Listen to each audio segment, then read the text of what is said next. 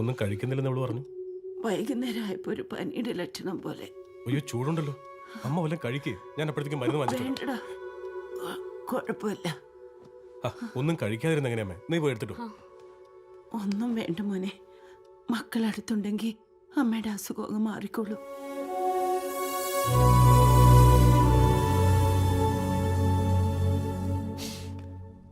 Valmiki sir, നിന്റെ മോനെ ഒരു ദിവസം ഒന്ന് വിളിച്ചോണ്ട് വരണം. ഒന്ന് കെട്ടിപ്പിടിച്ചൊരു താങ്ക്സ് പറയണം.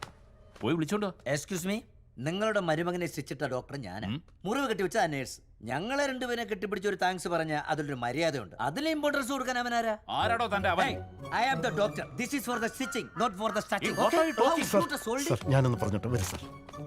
സർ, ഡോക്ടർമാരോടും ഡ്രൈവർമാരോടും നമ്മൾ വഴക്കിന് പോകരുത്. അവരുടെ സിറിഞ്ച് സ്റ്റിയറിംഗ് ഉണ്ട് സാർ, അതുകൊണ്ട്. അതിനെന്താ വാൽമീകി, ഇവനെ ഞാൻ അവിടെ ബഹളം